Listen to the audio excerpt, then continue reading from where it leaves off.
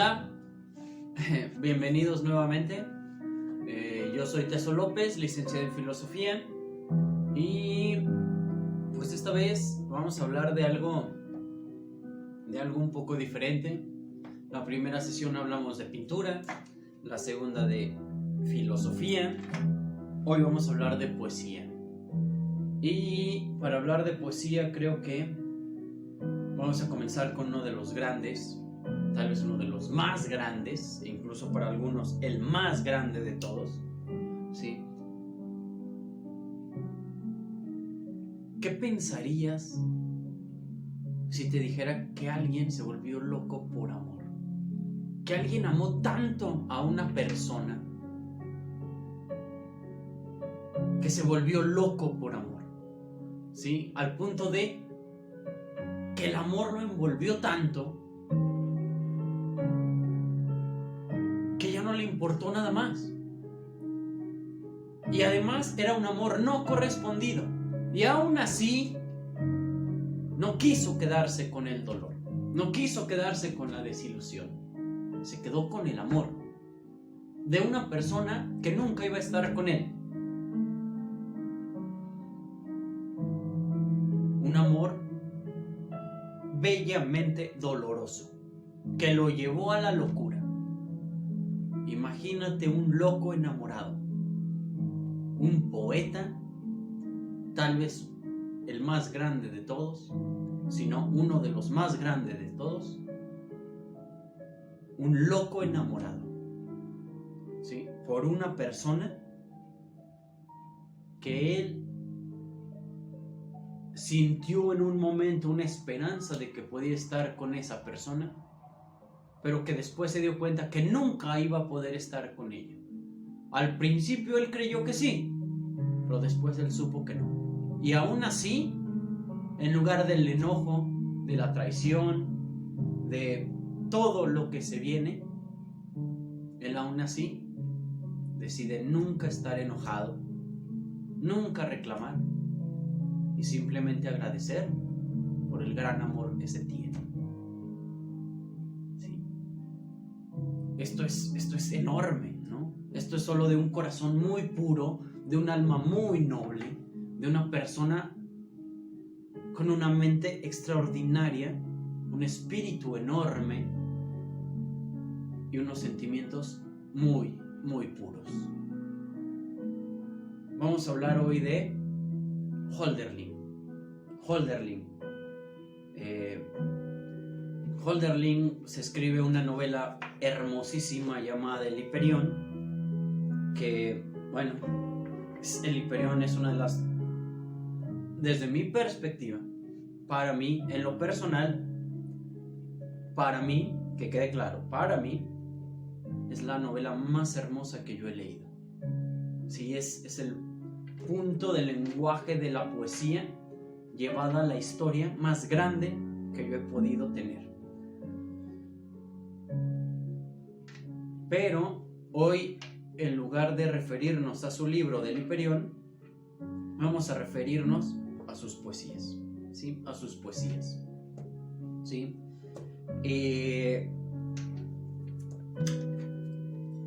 Aquí sí es, pues, wow. Hölderlin era un tipo soberbiamente brillante, ¿sí? No solo era un corazón puro y un alma noble, no, era un tipo con una mente, pero que podía entender mucho, ¿sí? Unos ojos que se asombraban ante todo, y eso tal vez es lo más importante,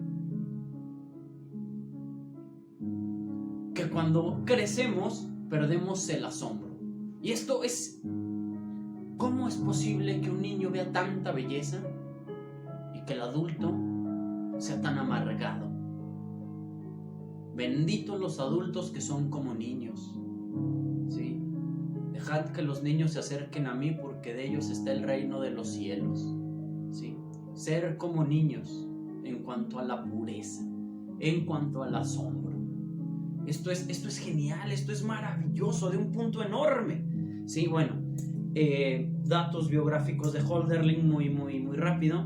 Sí, pues Hölderlin nace en 1770, muere en 1843, ¿sí? Alemán, Viajó, sí, viajó. Eh, Tuvo bueno, desde niño, pues su vida un poco marcada por la tragedia, porque pues su madre muere cuando él tiene 2 años, su padre se vuelve a casar, pero aún así, bueno, pues su madrastra era muy buena madre también, pero pues aún así cuando él tiene 9 años su padre muere y pues se queda con su madrastra. Y entre hermanos, hermanastros, no sé cómo mencionarlo, medios hermanos, etcétera, etcétera, sí, pues son 6 con el 7, y aún así pues también mueren varios de sus hermanos cuando él es joven, y pues al final sobreviven solo 3, su hermana Rike, su hermano Karl y Hölderlin, Federico.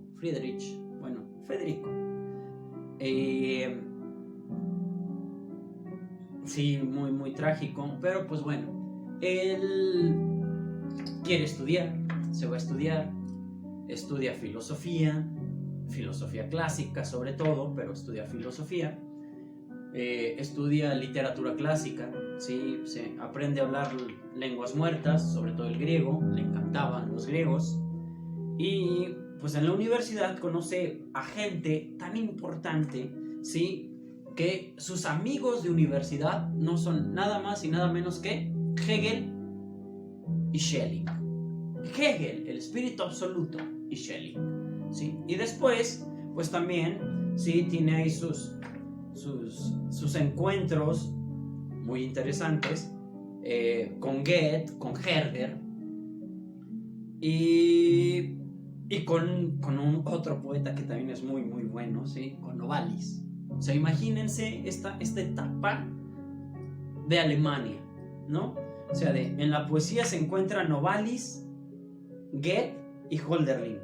En la filosofía se encuentran Schiller, Schelling y Hegel. Y en la música, wow, el maestro Beethoven. O sea, y todos reunidos en Alemania, ¿sí? Pero Hölderlin es aparte, ¿sí? Hölderlin es aparte, ¿sí? Hölderlin amaba, sentía, ¿sí? Pensaba, sí, mucho, pero siempre está la pregunta: ¿qué hace al hombre ser hombre? La respuesta es un animal racional, piensa. En el romanticismo, ¿sí?, que es la etapa en la que Hölderlin crece, en la que Hölderlin se desarrolla, la que Hölderlin lleva a otro nivel, ¿sí?, porque Hölderlin es un romántico total. Dice, no, el hombre es hombre, ¿sí?, por las pasiones. Las pasiones son más importantes que el pensamiento, ¿sí? Ningún otro animal es totalmente capaz de sacrificarse por amor, capaz de... El romanticismo, ¿sí?, está volcado en el espíritu de Hölderlin. Y lo peor es que Hölderlin no lo sabe, ¿sí? Y bueno, pues sí, es un estudioso enorme. Habla también, bueno, entiende también el griego, que traduce tragedias, traduce incluso al filósofo Platón. Pero, pues bueno, una vez que termina sus estudios, pues Hölderlin está calificado para dar clases en las universidades más grandiosas de Alemania, y además tiene los amigos y los contactos, pues es amigo de Hegel. Hegel era el top de la filosofía en sus tiempos. En todo el mundo no había nadie más grande que Hegel en la filosofía, y él era su amigo íntimo, y aún así él no quiso recibir los favores de su amigo consiguiendo un trabajo, a pesar de que se lo ofrecieron, y él no quiso. Y entonces él se volvió, ¿sí?, muy simple, ¿sí?, muy simple, él se volvió, ¿sí?,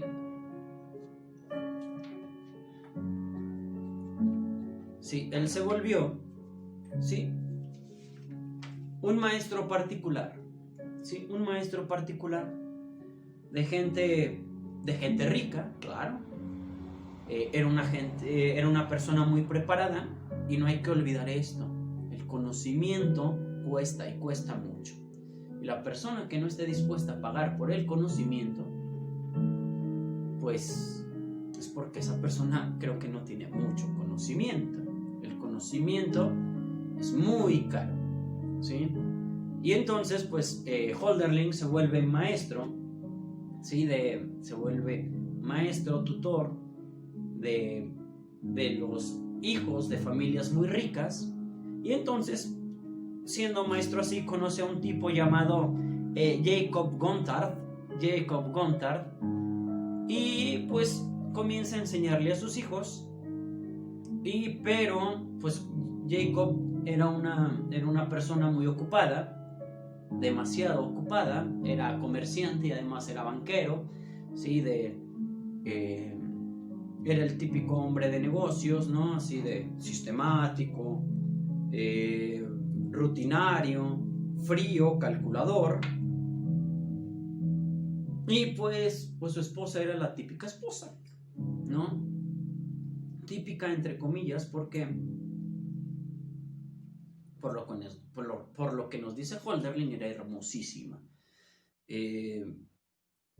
Una mujer olvidada en la casa, dedicada a criar a los hijos, no pudiéndole reclamar nunca al marido tiempo ni nada, porque pues eran los tiempos y cosas así, no se podía.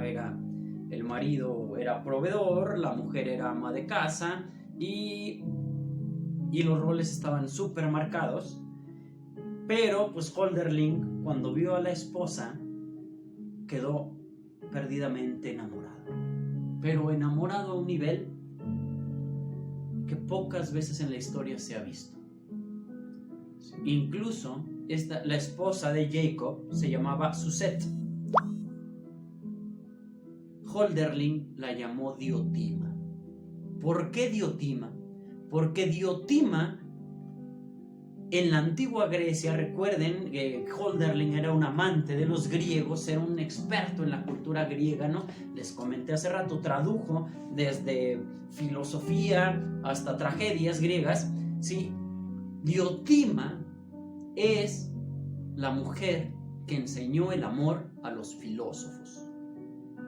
O sea, Diotima es el símbolo de la diosa que enseña a amar. Y Hölderlin, cuando ve a Suzette, ve a Diotima. Y a partir de ahí escribe poemas llamados Diotima, y así Diotima 1, Diotima 2, Diotima 3, e incluso a veces ni los enumera. Y tiene Diotima, poema Diotima, Diotima, Diotima, Diotima, y poemas a Diotima, y hay muchos. Porque queda enamorado de una manera tan grandiosa, de una manera tan pura, ¿sí? Porque realmente la amaba de una manera muy pura, ¿sí? Que cuando la ve, él ve el ideal romántico del ideal de Dios con la creación del mundo. Es ver a Dios en la naturaleza, y él veía a Dios en Diotima. ¿Sí? Esto es muy hermoso de Hölderlin, ¿sí? Tanto es así que la única novela que escribe Hölderlin, que es el Hiperión, sí, es dedicada a ella. E incluso el personaje principal femenino se llama Diotima, ¿sí? En honor a Suzette, ¿sí? Pero, ¿no? Hubo un problema ahí un poco extraño, porque pues a Suzette le gustaba Hölderlin, a Hölderlin le gustaba Suzette, pero Suzette era casada, tenía hijos. ¿Cuál era el punto? Suzette decía amar a Hölderlin, pero no lo amaba como él la amaba a ella. ¿Me explico? Hölderlin tiene que abandonar la ciudad incluso una vez por un altercado que tiene con Jacob, porque pues hay historias, hay libros, hay biografías que cuentan que sí, algunos varían, otros dicen que no es cierto, que bueno, pero hay algunos que dicen que en alguna ocasión, pues que Hölderlin iba a dar clases en los recesos que le daba a los alumnos, que eran hijos de Diotima. Se quedaban ellos dos solos, platicaban y de repente pues se rozaron la mano, después se tomaron la mano, después incluso surgió un beso, e incluso hay versiones que dicen que Diotima intentó seducir sexualmente a Hölderlin, pero Hölderlin le dijo que no, que porque no quería manchar la imagen de una mujer tan pura, tan noble y tan grande dentro de un matrimonio, y que él solo iba a estar con ella si decidía desposarse con él. ¿Sí? En esto giraban sus tardes, y una vez cuentan que llegó Jacob y que Diotima y, bueno, Suset, Diotima, Suset y Hölderlin estaban tomados de la mano, sí, muy cerca, el momento era muy íntimo, y que llega Jacob y los ve y ¿qué pasa aquí? ¿No? Y pues que Hölderlin lo siento señor, le he faltado al respeto a usted. Sí, Hölderlin siempre muy noble, muy puro, muy, discúlpeme de verdad, le falté al respeto, falté a su confianza, no fui profesional, todo lo que se puedan imaginar, pero la amo.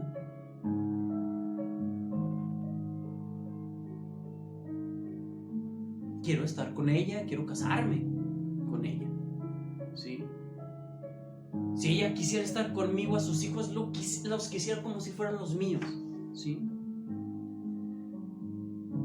Bueno, aquí varían un poco, pero pues Suset le dijo que no, porque pues Hölderlin era un plebeyo y Jacob era un noble multimillonario. Hölderlin aquí se rompe un poco,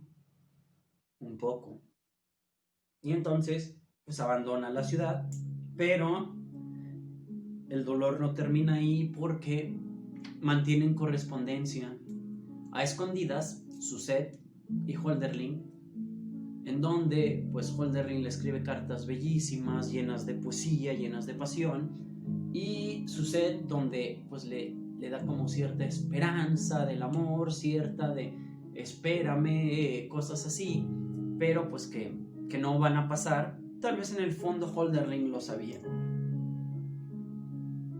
y esto pues rompe a Hölderlin, y lo rompe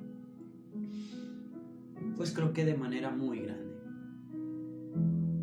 ¿Qué pasa entonces? Bueno, pues Hölderlin termina el Hiperión, ¿sí? Lo dedica a Diotima, que pues ya todos saben que es Suset, y comienza a escribir poesías y poesías y poesías de muchos tipos, ¿no? Escribe odas, escribe himnos, bueno, incluso poesía libre y demás, pero se vuelve irregular en sus trabajos, muy irregular.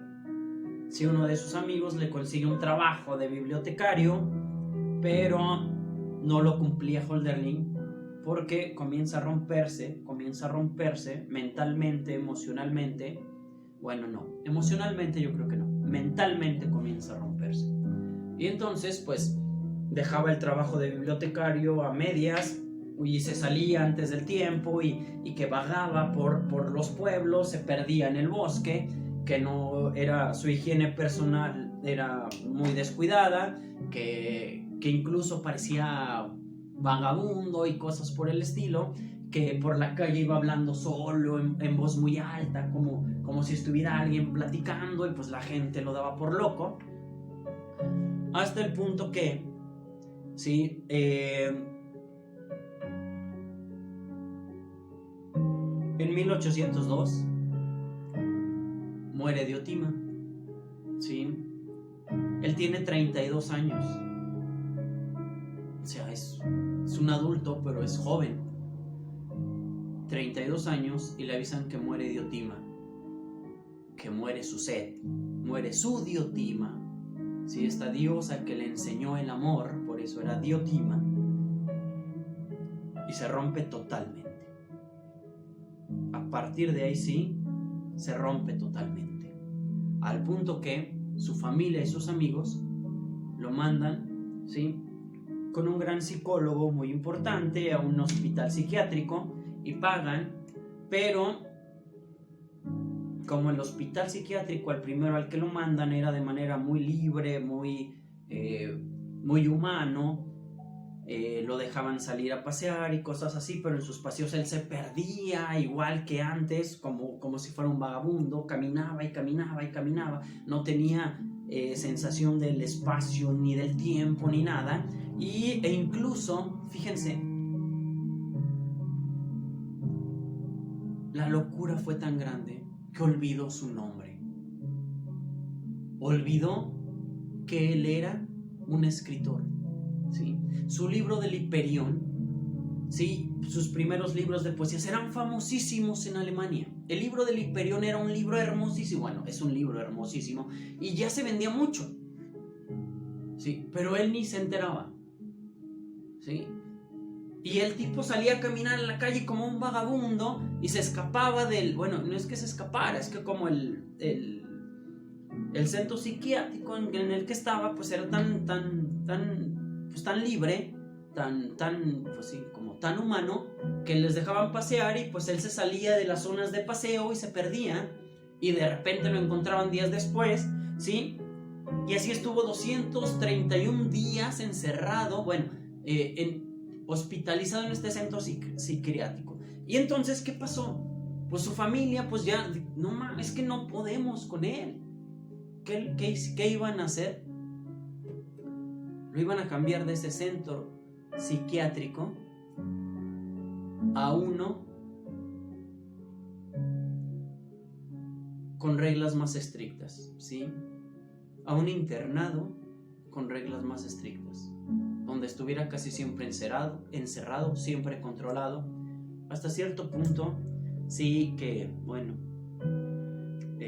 su madrastra y su hermana, sí, su hermana Rique y su madrastra, pues casi siempre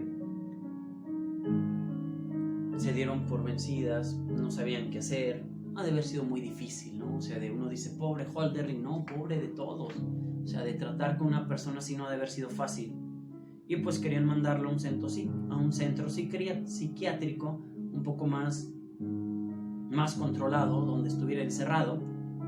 Y pues una vez, cuando él andaba de vagabundo y lo andaban buscando, sí, pues su hermana, su mamá, se iban con una carreta de estas del nuevo centro psiquiátrico y pues lo encuentran y pues lo iban a subir y pues él se resistió y de repente pues no se sabe si fue la mamá o fue la hermana quien dijo, ya Hölderlin, ya Federico, súbete, que no sé qué, no te pongas así.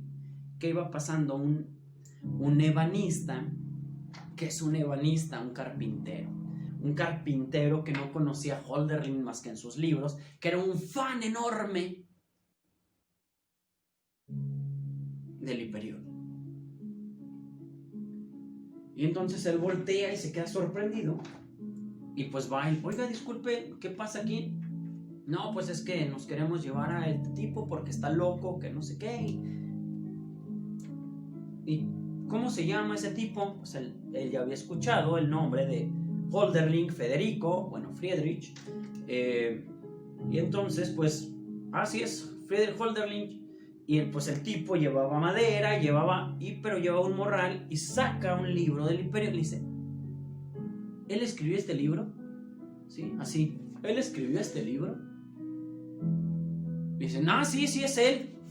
¿Y a dónde lo llevan? No, pues a un centro psiquiátrico, pues donde va a estar más controlado, encerrado y que... No puede ser.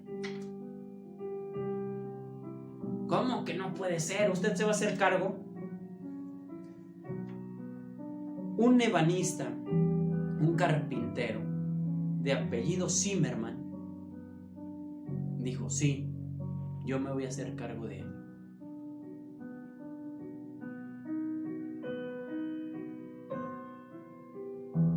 Qué extraño a veces que tu familia no reconozca tu propio valor y que tenga que reconocértelo alguien más que ve tu obra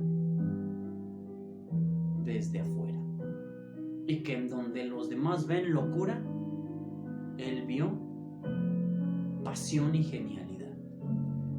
Y entonces él se lo lleva a vivir, ¿sí?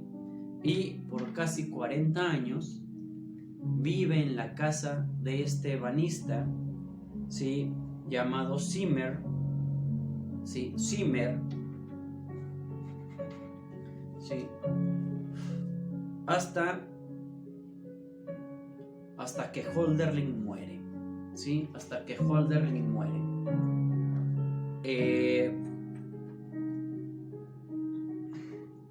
Sí, la vida de Hölderlin es muy triste. Y hay una parte que también quiero compartirles porque es muy bonita.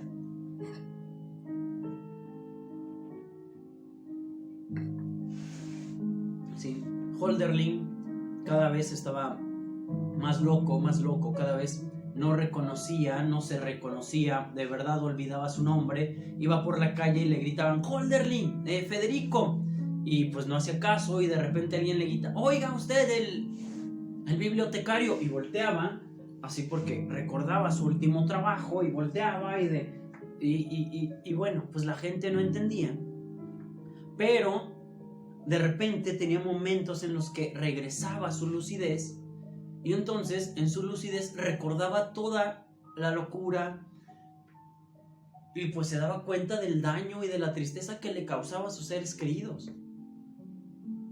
Y esto es de las partes que a mí de Hölderlin me hacen creer que es uno de los poetas más grandes. ¿Sí? En una de las veces que él está lúcido, ¿sí? Está con un amigo, y su amigo le dice, oye, has sufrido mucho, ¿sí?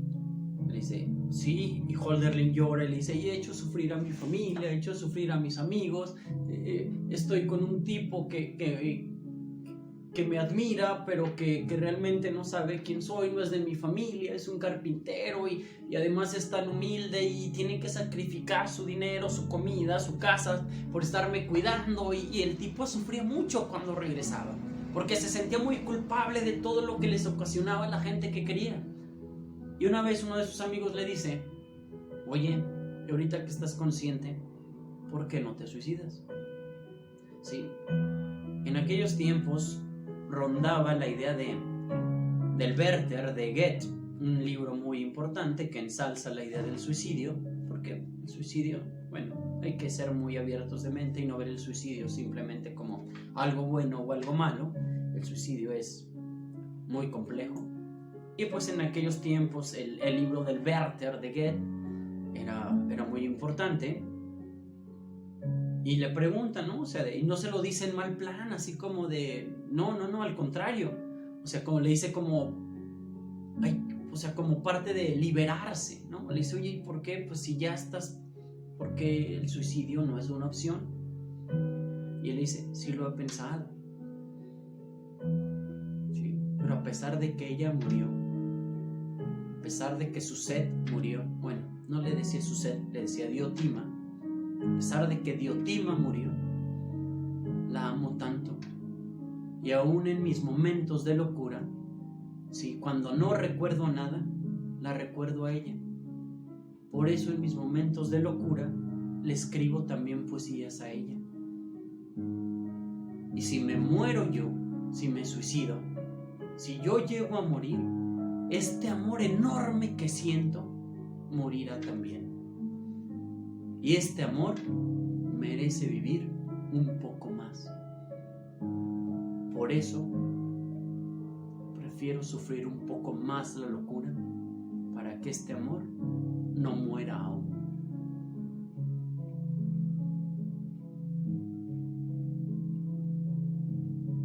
hermoso, qué bello, romanticismo puro.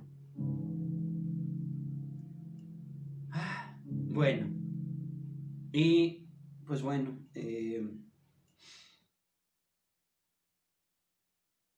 muy triste, sí, muy triste.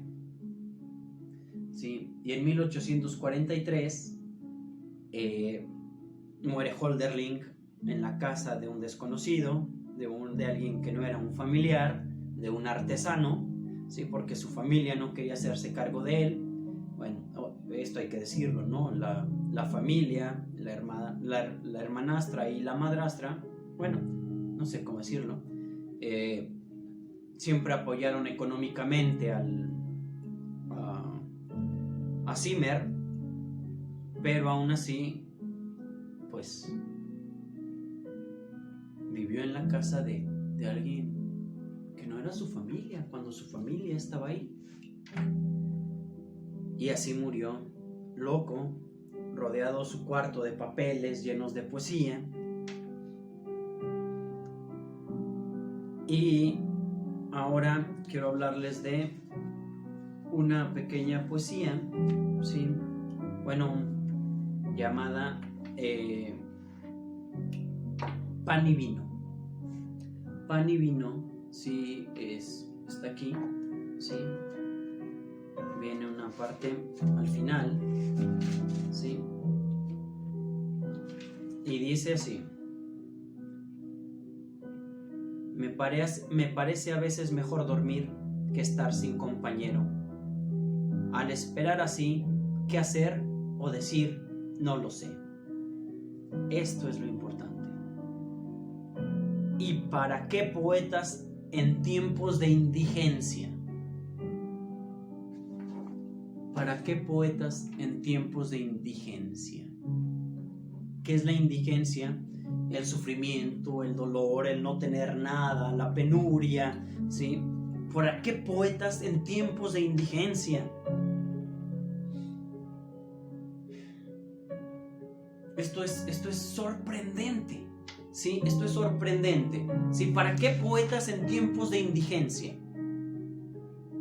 ¿Qué es la indigencia según Hölderlin? ¿Sí? La indigencia según Hölderlin nos lo explica Heidegger en este hermoso libro de arte y poesía, que es un libro pequeño y lo puedes leer en una tarde. Bueno, no, porque es un poco complicado y tienes como que ponerle mucha atención, pero es un libro maravilloso, ¿sí? ¿Qué es la indigencia? Es el hombre moderno. El indigente es el hombre moderno, encapsulado entre, ¿sí? Y aquí lo podemos leer, ¿sí? Textualmente, ¿sí? Aquí está. Aquí dice: es el tiempo de los dioses que han huido y del Dios que vendrá. Es el tiempo de la indigencia, porque está en una doble carencia y negación. En él ya no más de los dioses que han huido, y en él todavía no del que viene. De los dioses que han huido. ¿De cuáles dioses habla Hölderlin? De los griegos, de estos dioses que hicieron grande a Grecia, que crearon la civilización occidental.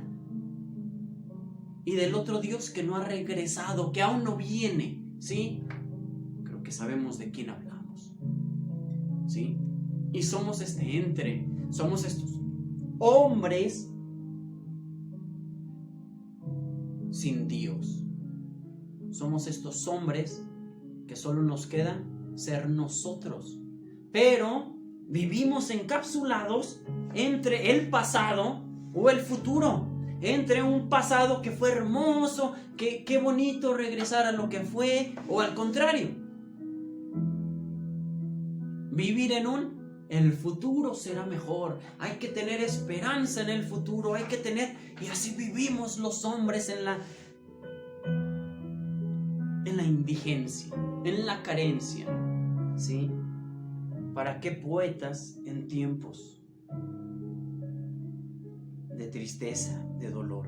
¿Para qué poetas en estos tiempos? Para eso, para que nos recuerden que el tiempo no es pasado Y no hay que vivir atormentado por algo que fue y ya no es, que ya no existe. Y no vivir atormentado tampoco, ¿sí? Esperando que algo venga a resolvernos la vida. El poeta se centra en medio, en un eterno ahora. ¿Para qué poetas en tiempos de indigencia? ¿Para qué poetas en tiempos de penurias? ¿Para qué poetas en tiempos de dolor? ¿En tiempos de tristeza? Para eso, para recordarnos que la vida es hermosa, que es hermosa aquí, que es hermosa ahora. Y que tal vez no haya un mañana, así como ya no hay un ayer. Y lo único que nos queda es ahorita. ¿Para qué poetas en tiempos de penuria?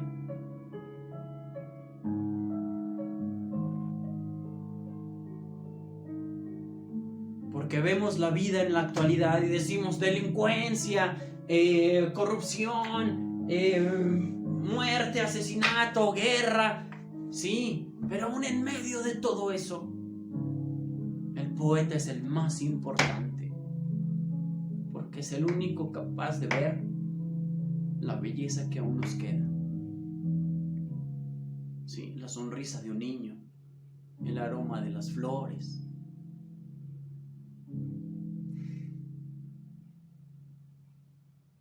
el abrazo de una madre,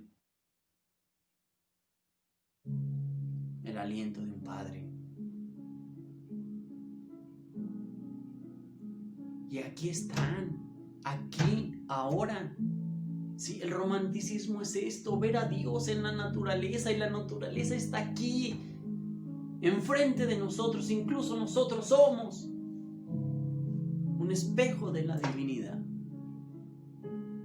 Sí, ¿para qué poetas en tiempos de penurias?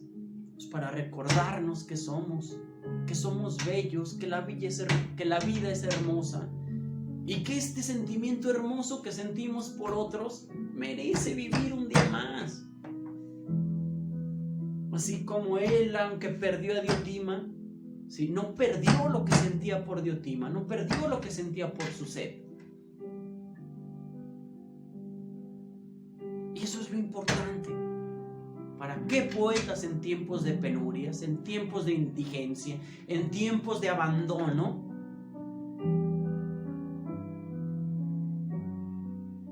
Sí, para que nos digan, sí, los dioses antiguos se perdieron, los dioses nuevos aún no llegan, prometieron llegar pero aún no llegan. ¿Qué tienes entonces?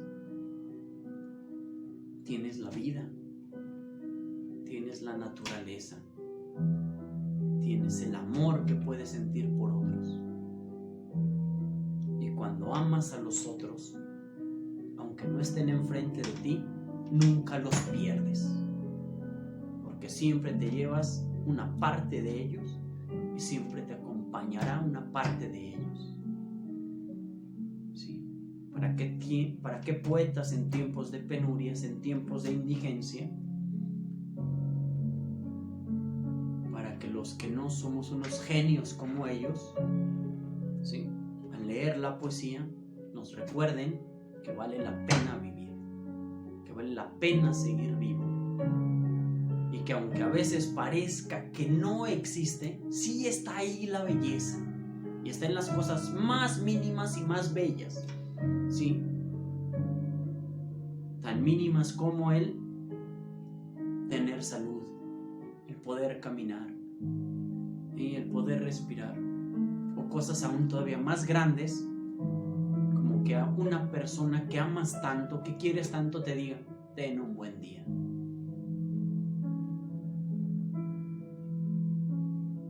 Porque a veces no le tomamos cuenta ni valor a eso hasta que nos hace falta. Y eso es muy triste. Por eso necesitamos los poetas en tiempos de penurias, en tiempos de indigencia. Que no se acaben los poetas.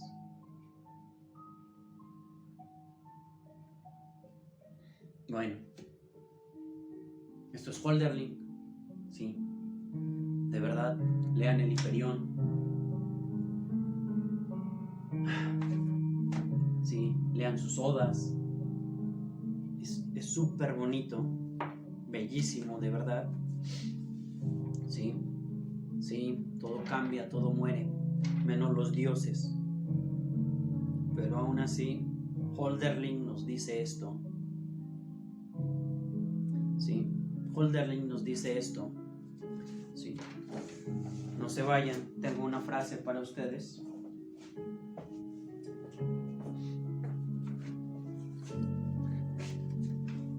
Es raudamente pasajero todo lo celestial, pero no en vano. Es raudamente pasajero todo lo celestial, pero no en vano. ¿Qué significa eso para ti?